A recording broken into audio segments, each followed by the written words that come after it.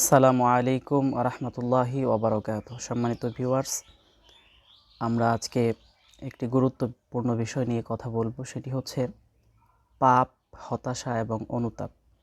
এই তিনটি জিনিস একটি অপরটির সাথে অঙ্গাঙ্গিভাবে জড়িত। সাধারণত পাপ আমরা করে থাকি নফসের তাড়নায়, শয়তানের প্ররোচনায়। পাপ সম্পাদনের পরে আমাদের মধ্যে দুইটি প্রতিক্রিয়া হতে পারে, একটি অনুতাপ, অপরটি হতাশা। আমরা অনেকে এই দুটিকে গুলিয়ে ফেলি, একটিকে আরেকটির সাথে মিলিয়ে ফেলি, বুঝতে ভুল করি।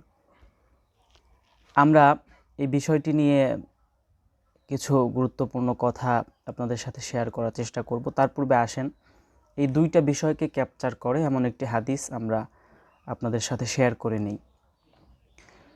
সহিহ বুখারীতে একটি হাদিস এসেছে, আবু সাঈদ খুদরি রাদিয়াল্লাহু তাআলা আনহু থেকে বর্ণিত। বনী ইসরাইলের মধ্যে একজন ব্যক্তি, তিনি ৯৯টি হত্যাকাণ্ড পরিচালনার পরও আল্লাহ তাআলার ক্ষমা পেয়েছিলেন। এই হাদিসটা আমরা জানি, তবে যেহেতু এই হাদিস থেকে আমরা দুইটা প্রতিক্রিয়া ব্যাখ্যা করব, সেজন্যই তুলে ধরা। বনী ইসরাইলের ওই ব্যক্তিটি একাধারে ৯৯টি হত্যাকাণ্ড পরিচালনা করার পর তার মনের মধ্যে অনুশোচনা জন্ম নেয়। তখন সে বের হয় যে কিভাবে এই পাপ থেকে ক্ষমা পাওয়া যায়। একজন পাদ্রীকে তিনি জিজ্ঞেস করলেন, আমি ৯৯টা হত্যাকাণ্ড পরিচালনা করেছি, আমার কি তাওবার কোনো পথ খোলা আছে কি না? তখন পাদ্রী তাকে বললেন যে আপনার তাওবার কোনো পথ খোলা নাই।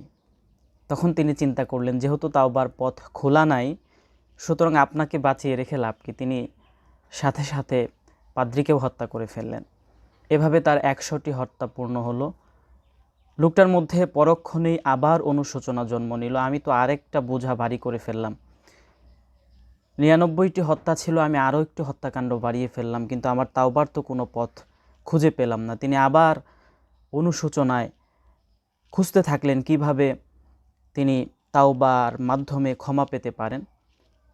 একজন থেকে তিনি জানতে পারলেন অদূরেই এক ব্যক্তি আছে, তার কাছে গেলে তার মাধ্যমে তিনি ক্ষমা পেতে পারেন আল্লাহ তাআলার কাছ থেকে।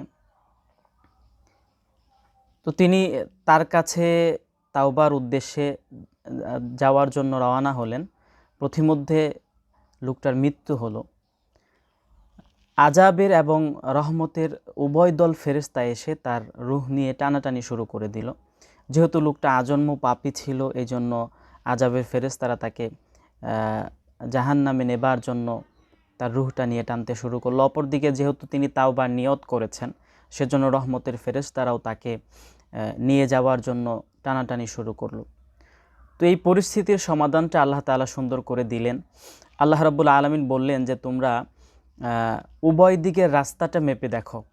সে মাত্রই যে হত্যাকাণ্ডটা পরিচালনা করে সেখান থেকে বের হয়ে তাওবার দিকে যাচ্ছে, তাওবার দিকে তার রাস্তাটা কতটুকু এবং পিছনে যেই রাস্তাটা ফেলে আসছে সেটা কতটুকু।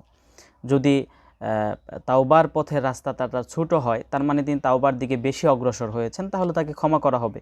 আর যদি পিছনের রাস্তাটা বড় হয়, ছোট হয়, তাহলে বোঝা যাবে তিনি বেশি দূর অগ্রসর হননি, তাহলে তাকে ক্ষমা করা হবে না। হাদিসের মধ্যে এভাবেই আসছে, আসলে সে অল্পই গিয়েছিল, কিন্তু যেহেতু তার মনের মধ্যে পূর্ণ অনুশোচনা ছিল, সেজন্য আল্লাহ রাব্বুল আলামিন জমিনকে নির্দেশ করলেন যে সামনের দিকের রাস্তাটা, জমিটা কেটে যেন সংকুচিত হয়ে যাও। তো জমিনটা সংকুচিত হয়ে গেল। এভাবে মেপে দেখা গেল যে তাওবার দিকে সে বেশি অগ্রসর। তখন আল্লাহ রাব্বুল আলামিন রহমতের ফেরেশতাদেরকে নির্দেশ দিলেন তাকে, তার রূহটাকে যেন রহমতের ফেরেশতারা গ্রহণ করে। এই হাদিসটা সহিহ বুখারীতে এসেছে, আমরা সবাই পরিচিত, আমরা অনেকবার শুনেছি এই হাদিস।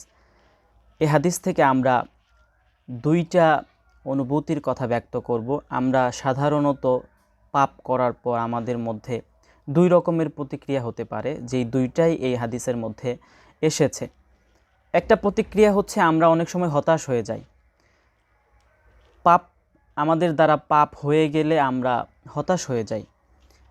আমরা মনে করি জীবনে অনেক বেশি পাপ করে ফেলেছি, আমার বোধহয় ক্ষমা নেই।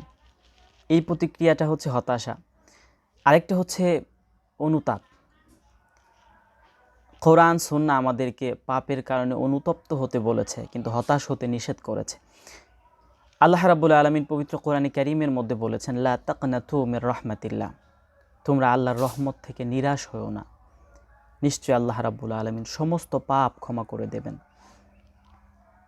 আল্লাহ রাব্বুল আলামিন আমাদেরকে হতাশ হতে নিষেধ করেছেন। এজন্য হতাশা এটি আপনার আরও বেশি পাপের দরজা খুলে দেবে। যেমনিভাবে আমরা দেখতে পাচ্ছি ওই বানি ইসরাইলের ওই লোকটি যখন পাদ্রী তাকে বললেন যে আপনার জন্য পাপের কোনো দরজা খোলা নাই, তখন তিনি হতাশ হয়ে পড়লেন এবং তার আরেকটা পাপ সংগঠিত হবার রাস্তা প্রশস্ত হয়ে গেল। তখন তিনি পাদ্রীকেও হত্যা করে ফেললেন। এটা হচ্ছে হতাশা। তখন তিনি হতাশ হয়েছিলেন, কিন্তু পরক্ষণেই তিনি আবার তাওবার জন্য ব্যাকুল হয়েছেন। এটা হচ্ছে অনুশোচনা, এটা হচ্ছে অনুতাপ। আপনি হতাশ কেন হবেন বলেন তো? দুনিয়াতে আপনি কি একাই শুধু পাপ করেছেন? পৃথিবীর অন্য কোনো মানুষ কি পাপ করেনি? তাহলে আপনি হতাশ হতেন যে পৃথিবীর কেউ পাপ করেনি, আমি একাই পাপী। তাহলে আপনি হতাশ হতে পারতেন, তাহলে হতাশ হওয়া তার যৌক্তিক ছিল। কিন্তু রাসূলুল্লাহ সাল্লাল্লাহু আলাইহি ওয়াসাল্লাম হাদিসের মধ্যে বলেন, কুল্লু বানি আদম খত্তাউন ওয়া খায়রুল খত্তাইন আত-তাওয়াবিন। প্রত্যেক বনি আদমই পাপী, সবাই কিছু না কিছু পাপ করে, এবং এই পাপীদের মধ্যে তারাই হচ্ছে শ্রেষ্ঠ যারা তাওবা করে। সুতরাং পাপ যেহেতু সবাই করে, এটা মানবীয় দুর্বলতার কারণে, এজন্য আপনাকে এককভাবে হতাশায় পড়ার কোনো সুযোগ নেই। আর এটা আল্লাহ তাআলা নিষেধ করেছেন, মারাত্মক কবিরা গুনার পর্যায়ভুক্ত এটি হতাশ হওয়া। তো পাপ করার পর সাধারণত আমাদের মধ্যে এই হতাশাটা কাজ করতে পারে। আমরা যত বেশি পাপ করি না কেন, ওই হাদিস থেকে আমরা দেখলাম লোকটা 100টা হত্যাকাণ্ড পরিচালনা করেছে। কোরআন সুন্নাহর মাধ্যমে আমরা জানতে পারি যে একজন মানুষকে হত্যা করা, নির্দোষে বিনা দোষে একজন মানুষকে হত্যা করা একটা জাতিকে হত্যা করার মতো। তো সেখানে 100টা মানুষকে হত্যা করা, এটা কত বড় পাপ। আপনার জীবনের পাপ আপনি এর সাথে তুলনা করেন, খুব বেশি হবার কথা না। আর আপনার পাপ যত বেশিই হোক, আল্লাহর রহমত কিন্তু মোটেও কম নয়। এটা হচ্ছে হতাশা হবার। আর আরেকটা প্রতিক্রিয়া হচ্ছে পাপের পরে, সেটি হচ্ছে অনুতপ্ত হওয়া। এটাকে কিন্তু পজিটিভলি কোরআন সুন্নাহর মধ্যে উল্লেখ করা হয়েছে এবং আমাদেরকে অনুতপ্ত হতে বলা হয়েছে। পাপের পরে সাধারণত এই দুইটা প্রতিক্রিয়া আমাদের হতে পারে, হয়তো কেউ হতাশ হয়, আবার কেউ অনুতপ্ত হয়। অনুতপ্ত হওয়াটা কিন্তু পজিটিভ। আব্দুল্লাহ ইবনে মাসউদ রাদিয়াল্লাহু তাআলা আনহু থেকে একটি বর্ণনা ইবনে মাজাতে এসেছে। তিনি বলেন, আমি আমার পিতার সাথে আব্দুল্লাহ রাদিয়াল্লাহু আনহুর কাছে গেলাম। তখন তিনি বললেন যে রাসূলুল্লাহ সাল্লাল্লাহু আলাইহি ওয়াসাল্লাম আমাকে বলেছেন, আন-নাদামু তাওবা, অনুতপ্ত হওয়াটাই হচ্ছে তাওবা। ইবনে মাসউদ বলেন, আমার পিতা তাকে জিজ্ঞাসা করলেন, এইটা কি আপনি নিজে কানে শুনেছেন? রাসূলুল্লাহ নিজে বলেছেন? তিনি বললেন, জি, রাসূলুল্লাহ নিজে বলেছেন, অনুতপ্ত হওয়াটাই হচ্ছে তাওবা। এই যে লোকটা পাপ সংগঠনের পরে মাপ পাবার জন্য ব্যাকুল হয়ে পড়লেন, এটার নাম হচ্ছে অনুতপ্ত হওয়া। এবং তিনি প্রতিজ্ঞা করলেন আর জীবনে এই পাপে লিপ্ত হবেন না, এটা হচ্ছে অনুতপ্ত হওয়া। তো আমরা যারা পাপের পর হতাশ হয়ে যায়, আমরা যেন হতাশ না হই। যেহেতু প্রত্যেক মানুষই পাপী, এটা তার মানবীয় দুর্বলতা। মানবীয় দুর্বলতা দিয়েই আল্লাহ মানুষকে সৃষ্টি করেছেন, এজন্য সবার দ্বারাই পাপ সংগঠিত হতে পারে। এজন্য পাপ হবার পর যেন আমরা হতাশায় পড়ে না যাই। হতাশাটা আরেকটা পাপ এবং এটা আরও বহু পাপের দরজা খুলে দেয়। আর দ্বিতীয়টা হচ্ছে অনুতপ্ত হওয়া, এটা হচ্ছে আপনার নাজাতের দরজা খুলে দেবে, আপনার মাপ পাবার পদ্ধতি, রাস্তা আপনার সামনে ক্লিয়ার করে দেবে। তো আমরা আল্লাহ তাআলার কাছে তৌফিক কামনা করছি। আল্লাহ রাব্বুল আলামিন যেন আমাদেরকে সর্বোচ্চ বেঁচে থাকার তৌফিক দান করেন পাপ থেকে। এবং মানবীয় দুর্বলতার কারণে কিছু পাপ যদি আমাদের দ্বারা হয়েও যায়, আল্লাহ রাব্বুল আলামিন যেন আমাদেরকে হতাশা থেকে রক্ষা করেন, অনুতপ্ত হবার তৌফিক দান করেন এবং সমস্ত পাপ ক্ষমা করেন। আমিন। আজকে এখানেই শেষ করছি।